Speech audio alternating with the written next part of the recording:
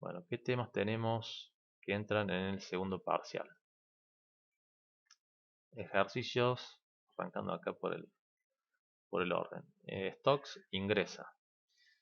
Bueno, ¿qué tenemos como importante en stocks? Bueno, tener en cuenta las fórmulas que se utilizan en cada modelo. Identificar bien de qué modelo se trata, si tiene el abastecimiento es instantáneo o el abastecimiento es constante, continuo, uniforme. Entonces, con instantáneo eran estas las fórmulas que corresponden a este esquema. Después, si era con ruptura, bueno, tener bien presente entonces las fórmulas con ruptura de los distintos periodos con y sin. Identificar bien los stocks que generan el costo. Acá los stocks que están en ruptura no generan costo de almacenamiento, los otros sí. Después recordar bien el tema del lead time, ¿no? Que si supera el periodo, entonces el pedido se hace en el periodo anterior.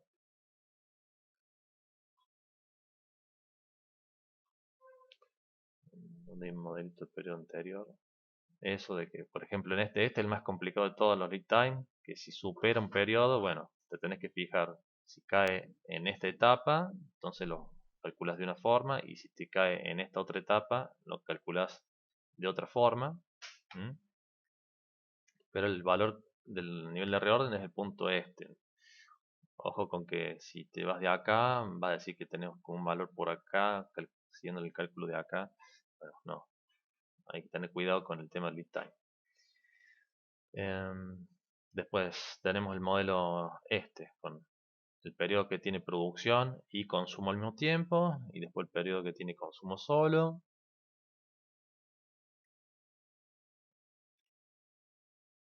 Todos los temas de los lead times.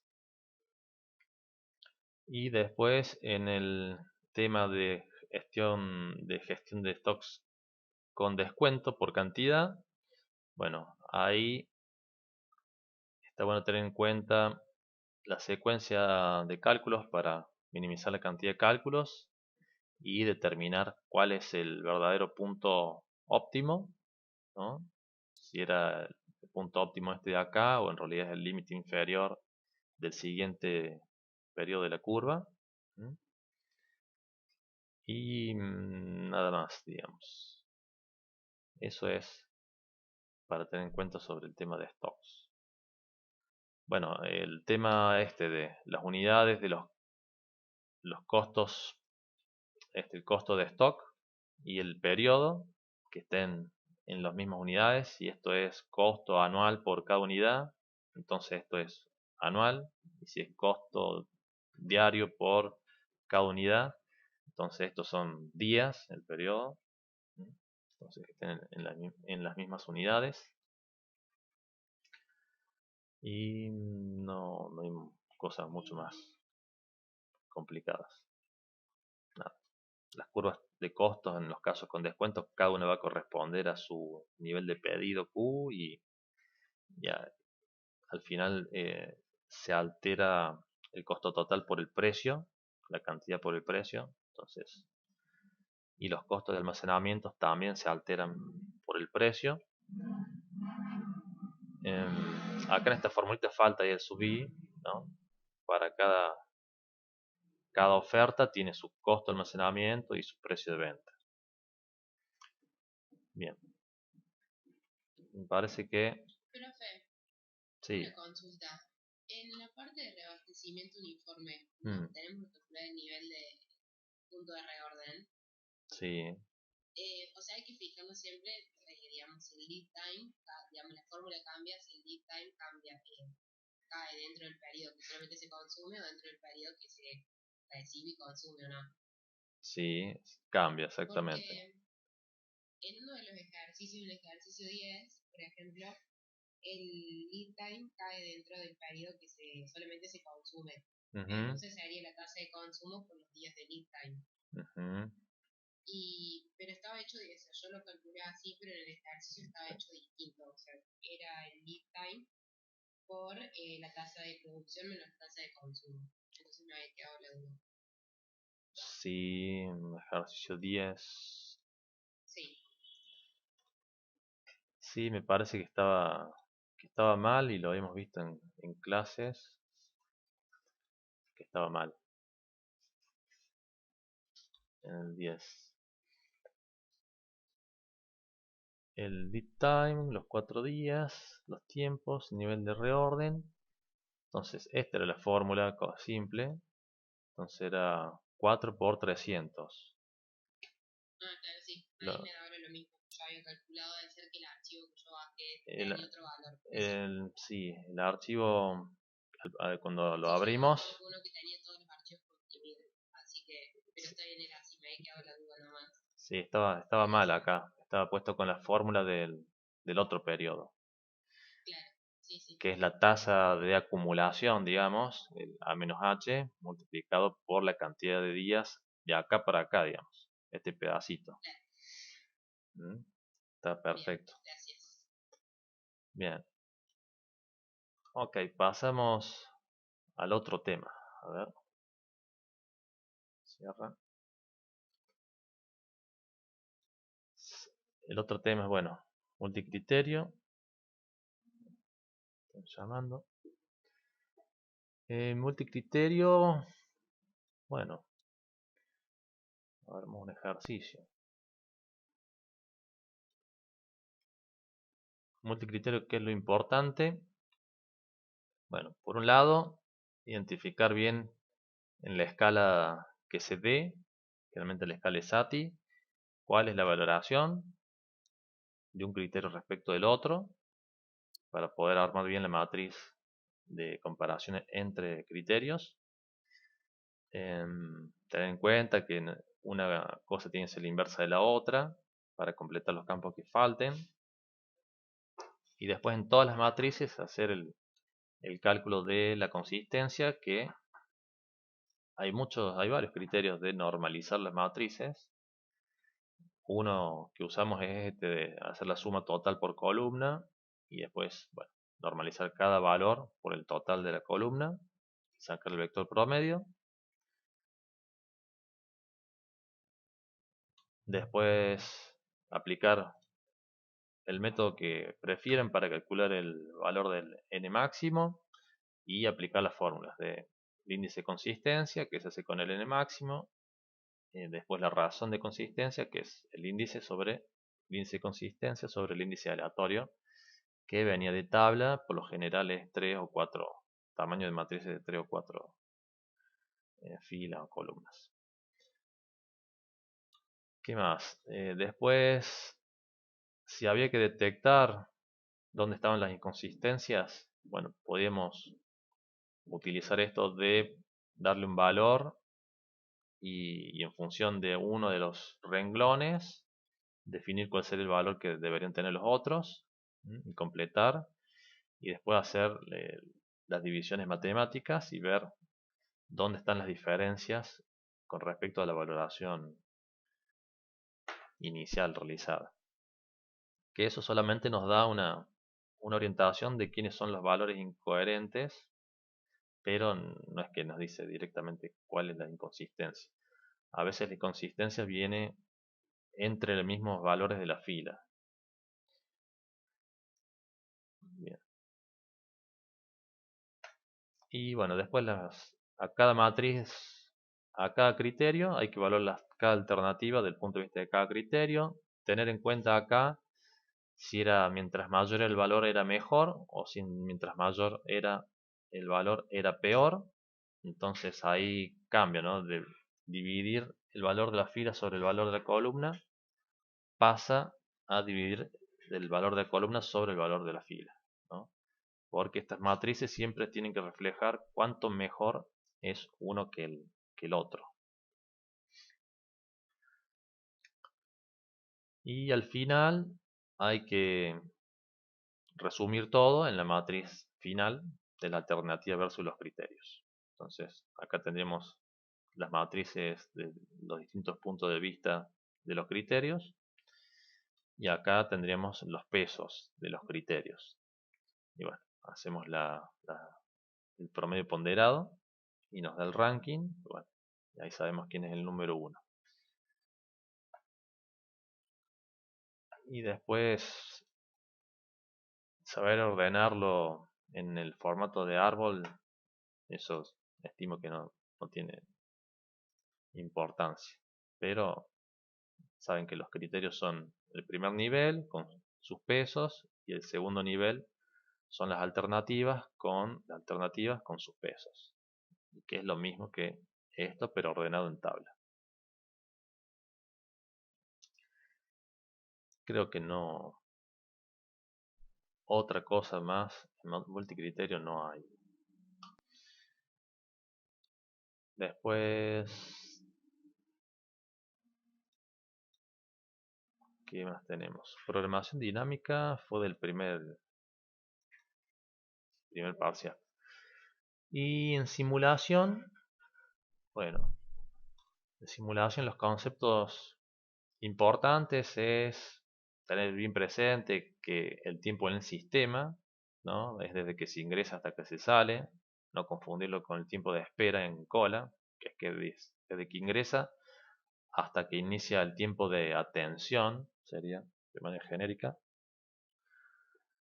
El tamaño de fila, que ahí hay que ver si hay alguna aclaración sobre cuál es el criterio de cómo se cuenta el tamaño de fila. Por ahí creo que la forma más tradicional de calcularlo es no considerar el que está siendo atendido, sino considerar los que están esperando. Entonces, los que están esperando más yo. Entonces, si llego, hay 2 personas y una está en atención, digo que el tamaño de fila es 3, porque somos 3 personas que estamos esperando. ¿Mm? Ese creo que es el criterio más común. Después, bueno, el tiempo de servicio es de que arranca hasta que termina la actividad. Y nos va a dar el tiempo de salida, que es un dato eh, que sí o sí necesitamos para hacer todos los cálculos. Y bueno, y simular las entradas, que por lo general son los tiempos entre entradas, lo que se simula, y generar la acumulación de los tiempos para saber los horarios de entrada. Bueno, por ahí, para controlar si estaba bien el resultado que estábamos simulando tiempos entre entradas, al final definí que lo más seguro es verificar el promedio de los tiempos entre entradas y controlar que sea coherente con el promedio de tiempos entre entradas que te da el ejercicio. Lo mismo para los tiempos de servicio. Calculo que el promedio de los tiempos de servicio sea similar a la tasa de tiempo promedio de servicio que te da el ejercicio. Saber los métodos para generar los números aleatorios. Se puede llegar a pedir que por un método generen los números aleatorios y los utilicen. Estos son los random. Que tenemos el método del main square, cuadrado medio. Que de este solamente hay que verificar si el número te dio la semilla bien centrada, digamos, y si no te da centrada, tenés que agregarle un 0. El método multiplicativo, que te tienen que dar solamente, bueno, por qué valor lo multiplicas a la semilla. Si te dice módulo 100, es porque es semilla de 2 dígitos. Según la cantidad de ceros es lo que te dice el módulo. Y sumarle el valor constante. Y extraer la semilla siguiente, que serían los 2 últimos dígitos. Y generar el otro nuevo random. Bueno, son los 2 métodos que vemos para generar números aleatorios. Y después las transformadas inversas para Poisson, se utiliza para los arribos, es la misma que para la exponencial, donde lo que hay que hacer bien es poner la tasa en las unidades correspondientes, que es unidad física sobre unidad de tiempo, digamos como criterio. Después para la uniforme, nada, bueno, sabe la formulita del límite inferior multiplicado, sumado al random por el rango entre el máximo y el mínimo. Y en Z, que nos van a dar el random, con el random vamos a sacar el Z, que nos va a faltar, y tener en cuenta si el random es menor que 0,5, el Z es positivo, y si es mayor que 0,5, entonces, ¿qué hacemos? Buscamos por el complemento, ¿no? 1 menos el random S, buscamos el complemento eh, y ese random iba a ser el positivo, el que superaba el 0,5 es el positivo y el que está por debajo del 0,5 es el Z negativo. Y después la media y la distribución y la desviación estándar son datos del ejercicio. Bien. ¿Qué más tenemos en simulación? En Monte Carlo, el tema ese de, bueno, cómo se ordenan, tener cuidado con el ordenamiento. Si no hay ninguna indicación, por ahí podés preguntar si es de menor a mayor. Por ejemplo, esto que es alto o bajo no es un valor que puedes ordenar. Entonces, por ahí tener cuidados con el criterio de ordenamiento, preguntar si no está claro, ¿no? Y bueno, ¿qué más podemos ver sobre los ejercicios? Nada, en las tablas poner todas las columnas. Generalmente te conviene como una llamada grupal, no puedo ahora. Conviene el tiempo de arribo, o sea, los tiempos entre arribos, el día de arribo que es el acumulado. Conviene calcular la columna de inicio de atención, el tiempo de inicio de atención, para saber por el tiempo de espera entre el arribo y el inicio, el tiempo de servicio, la hora de salida, el tiempo en el sistema, el tamaño de cola y después las otras cosas que pregunte el ejercicio.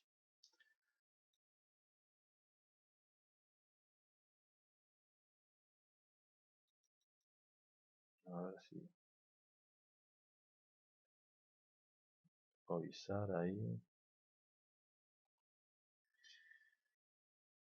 Aviso que estoy en clases.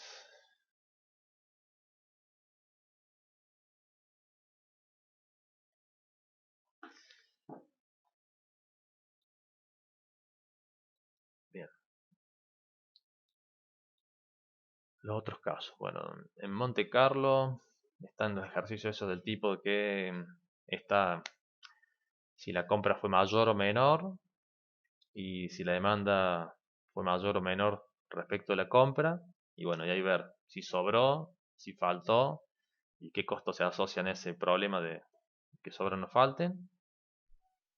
Y bueno, calcular bien cuáles fueron los costos totales y los ingresos totales para sacar los resultados de la simulación.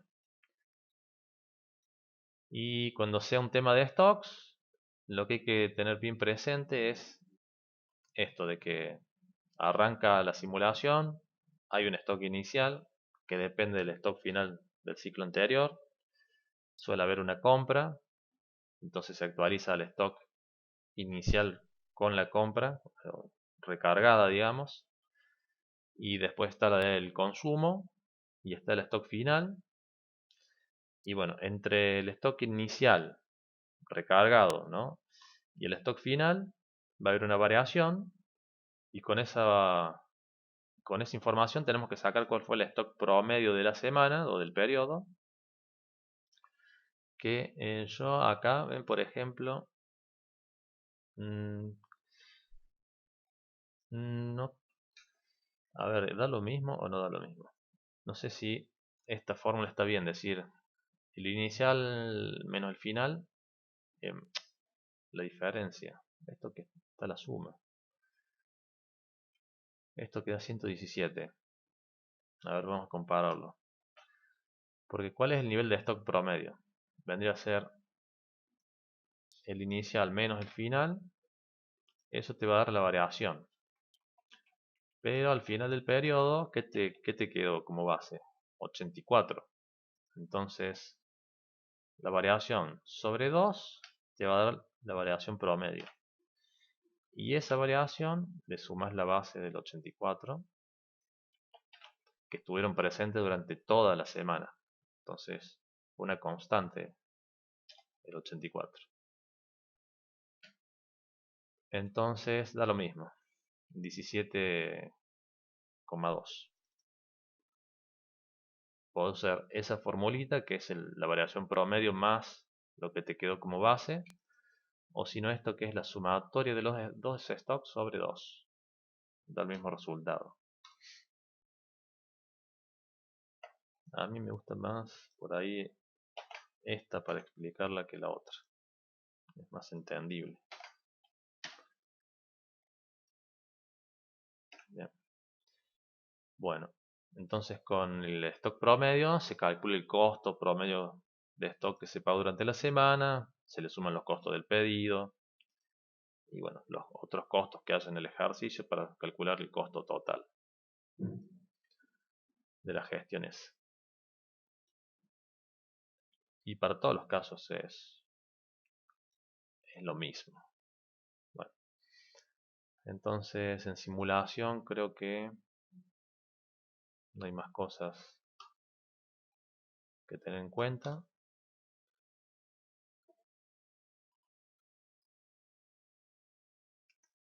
Valles, si ingresa ahora, bueno, en Valles hay que tener en cuenta el tema de las probabilidades condicionales, el tema de las probabilidades conjuntas.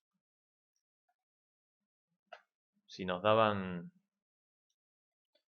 bueno, tenemos que tener en cuenta las probabilidades a priori, que son las iniciales que vienen por el histórico de sucesos que se conocen, y esa es la información a priori que tenemos para saber cuál es la probabilidad de ocurrencia de uno de los estados de la naturaleza.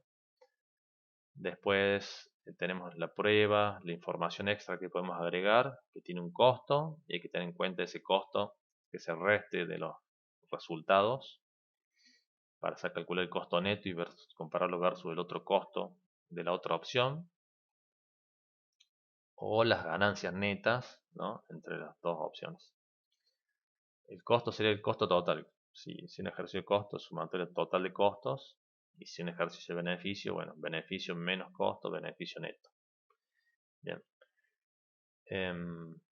Identificar que sean las posteriores o las condicionales. Si son las condicionales, son las que nos dicen que cuando sucedió un estado de naturaleza, cuántas veces habían predecido bien las pruebas o los estudios. Esa es la condicional. Y de ahí saber calcular las posteriores, ¿no?, utilizando las probabilidades a priori combinada con la condicional y bueno, calculando la probabilidad conjunta, y ahí determinamos las posteriores. Y este es el método tabular. Después está el otro método que son las fórmulas de las probabilidades condicionales, que es más difícil de recordar. Bien, y no olvidarse que las conjuntas totales significan la probabilidad de que el estudio o la prueba dé un resultado o dé el otro. Y después, obviamente, no olvidarse de hacer el valor esperado de cada alternativa. Se selecciona el mejor valor esperado de cada rama y de ahí combinar con la probabilidad conjunta total ese valor, con esta probabilidad, hacer el último valor esperado. Muchos se olvidan de esa combinación final para este valor final y bueno, le sale mal el ejercicio. Y después tenemos la otra posibilidad de que directamente nos den las probabilidades posteriores, y cuando nos dan las probabilidades posteriores, que se haría en el caso de que cuando la prueba dijo tal cosa, el estado de la naturaleza fue tantas veces ese estado. Bueno, esa es la probabilidad posterior. En ese caso nos tenemos que tener alguna orientación de cuál fue la probabilidad de que la prueba dijera un resultado o dijera la otra, en función del historial de resultados de las pruebas. Entonces ahí no hay que hacer el cálculo de las posteriores, sino que es simplemente completar el árbol con las probabilidades en su posición correspondiente. Básicamente es, bueno, y después que hay en Bayes, el tema del calcular qué resultado tendría yo si tuviese información perfecta, ¿no? Que sería siempre el mejor resultado de cada uno de los estados, multiplicado por su probabilidad de ocurrencia, y el valor de la información y calcular. Entonces el valor de la información perfecta, que sería el resultado que yo obtendría con esa información perfecta, versus el resultado que yo obtendría sin esa información. Entonces el margen es el valor, y después el valor de la información no perfecta, que sería el resultado que yo obtendría utilizando esta información extra, versus el resultado sin utilizar información extra. La diferencia de esos dos es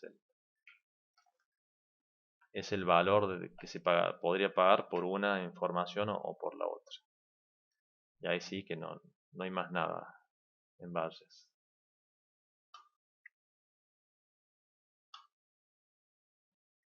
¿Qué otro tema tenemos? Teoría de juegos. Bueno, acá se puede pedir tanto resolución con método gráfico. En general se pide resolución con método gráfico, no se pide resolución con programación lineal. Por ahí, ¿qué hay en valor en teoría de juegos? Identificar si hay punto de equilibrio o no, saber aplicar bien el criterio de dominancias para eliminar las alternativas que estén dominadas.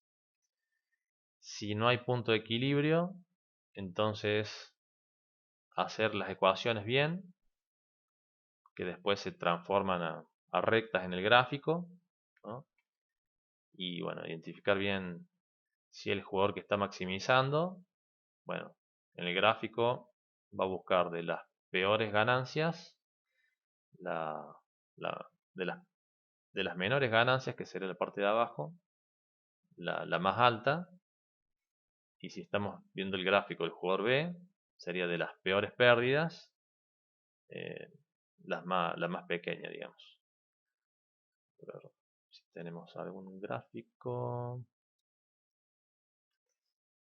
no, creo que no tenemos ningún gráfico en los ejercicios, pero sí en la guía de teoría de juegos, teoría de decisiones, utilidad.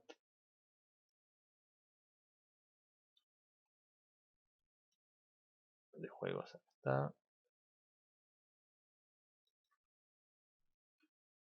A ver si está acá. Bueno, y lo importante es calcular bien las compensaciones, ¿no? Con las reglas del juego. Estos son los sistemas de ecuaciones que hay que saber escribir para después poderlos graficar, en el caso que hay que graficarlos.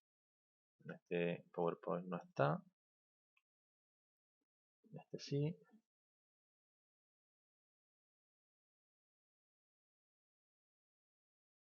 Esto, ve que B entre las peores pérdidas va a elegir la más chica, y si fuese el gráfico de A sería entre las menores ganancias, cuál es la más alta.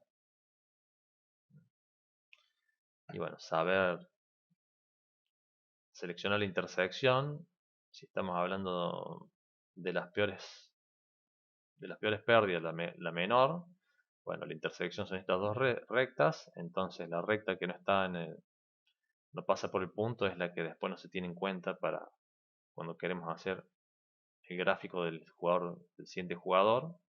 Ya ahí eliminamos la recta que no participaba del punto de equilibrio del gráfico anterior.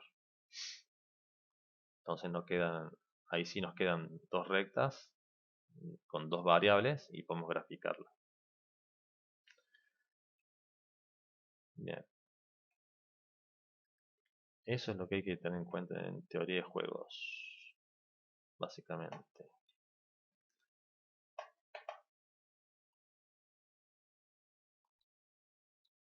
Bueno, en teoría de juegos siempre identificar bien quién es el jugador que maximiza y quién es el que minimiza, y ordenar la tabla para resolver el ejercicio del punto de vista de ese jugador. Si lo resolvemos del punto de vista del otro jugador, también da el mismo resultado porque el punto de equilibrio es el mismo para todos los casos.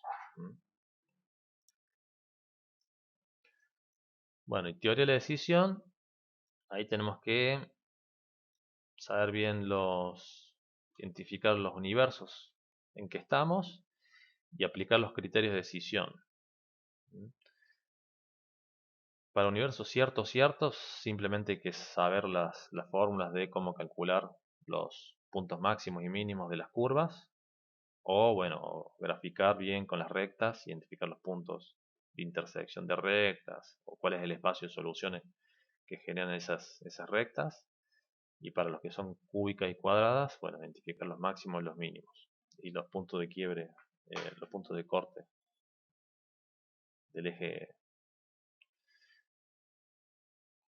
X. Y después, universo cierto, tenemos algunos criterios que se pueden utilizar. En universo incierto aparecen los criterios que tenemos probabilidades, que utilizamos probabilidades. No, ese es el cierto. El incierto es sin probabilidades y el aleatorio con las probabilidades. Y bueno, en todos los casos tenemos todos los criterios, podemos utilizar. Vale.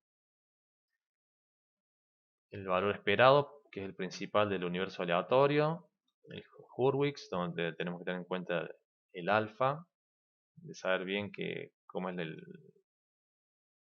la fórmula Hurwitz, que es el mejor valor por el criterio por el alfa y después el peor valor por el complemento del alfa. El Volt, el pesimista que se utiliza en todos los universos. Lagrange, que es un promedio ponderado de Lagrange. No, es el valor promedio. Lagrange es el que todas las alternativas tendrían la misma probabilidad de ocurrencia. Sería el de X probabilidad. Y Savage, el de mínimo arrepentimiento, que en ese caso hay que calcular bien la matriz de los lamentos, si es un beneficio o si es un costo. Siempre la diferencia del lamento tiene que ser positiva, ese es como el dato que te evita que te equivoques, ¿no? En este caso, si es un beneficio, va a ser el valor de la celda, el máximo beneficio de este estado de naturaleza. Entonces, en este caso, el máximo beneficio es 500 y el beneficio actual de esta celda es 400, entonces el lamento va a ser por 100. Entonces, el máximo menos el valor de la celda. Eso es lo que está en la formulita de acá. El máximo menos el valor de la celda. Y si es costo, va a ser al revés. El mínimo costo y el valor de la celda. Pero el valor de la celda está primero menos el mínimo costo.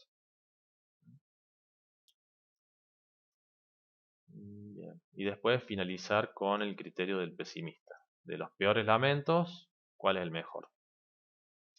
Siempre, sea costo o beneficio. Y acá también se puede calcular la ganancia con información perfecta, ¿no? ¿Cuál sería mi ganancia esperada?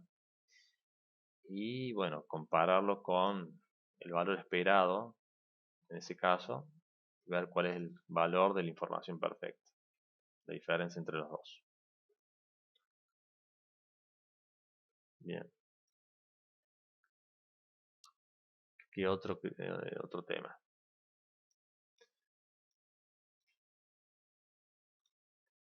Bien, y esos son todos los temas del segundo parcial.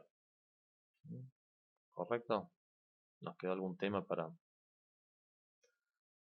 repasar? No. Listo. Bueno, así rápidamente vimos todos los temas. No sé si le surgió alguna duda, alguna inquietud.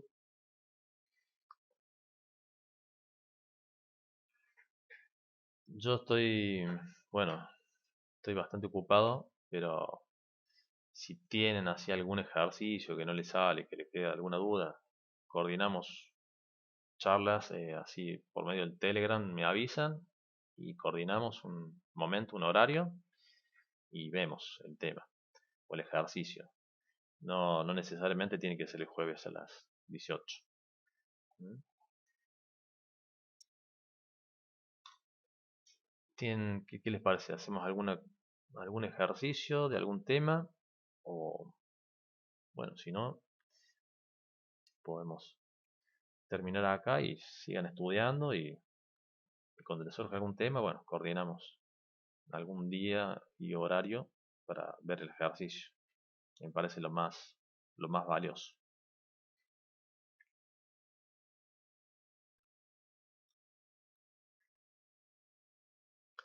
Método húngaro, Sí, sí, eso, sería mejor no, así eso es porque primera nos etapa. llevamos los ejercicios. Sí, así que bueno, pónganse a hacer ejercicios y buscar problemas, buscar dudas y coordinamos para sacarlas, sacar las dudas.